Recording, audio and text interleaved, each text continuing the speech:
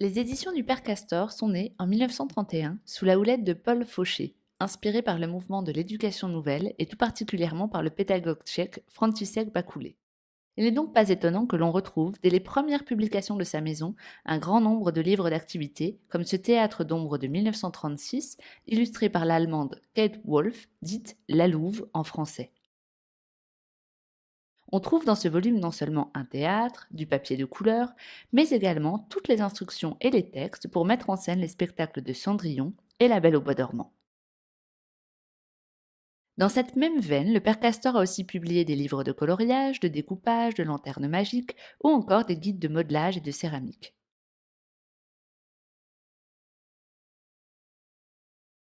On voit sur papier bleu les figures à découper au cutter et petits ciseaux car elles sont pleines de petits détails. Les bandes horizontales serviront de languettes pour faire bouger les personnages au devant de l'écran, tandis que les éléments verticaux constituent des décors fixes qui se glisseront par le haut du théâtre. Le livret de texte comporte didascalies et instructions pour mettre l'enfant vraiment dans la position du metteur en scène. On notera que la couverture arrière est également à découper pour obtenir le rideau rouge qui viendra clore les représentations. Arrêtons-nous un peu sur les figures, car elles font preuve d'une grande délicatesse. Le Centre de l'illustration de la médiathèque Malraux a la grande chance de posséder un exemplaire intact et un exemplaire découpé de ce théâtre d'ombre.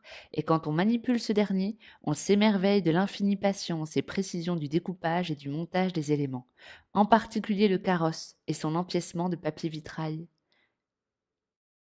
Sur la couverture, on voit par exemple le prince, s'attaquant aux ronces qui bloquent l'accès vers le château de la Belle au bois dormant. Retrouvons cette scène une fois découpée.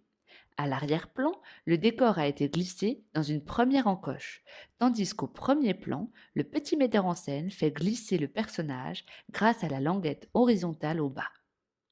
Maintenant, le clou de notre petite représentation, le carrosse de Cendrillon.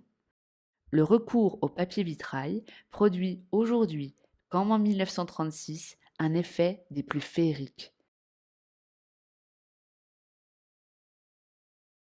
Et pour finir, laissons la parole au père Castor en personne, Paul Fauché. La première donnée, c'est l'enfant lui-même, non pas l'enfant apparent, souvent défiguré par de faux principes d'éducation, et qui ne peut ou n'ose se manifester, mais l'enfant vrai, qui s'éveille dans la confiance et l'affection, qui ose être ce qu'il est réellement, avide d'action, de découverte, de connaissance, créateur et poète. C'est lui qu'il faut toucher et servir.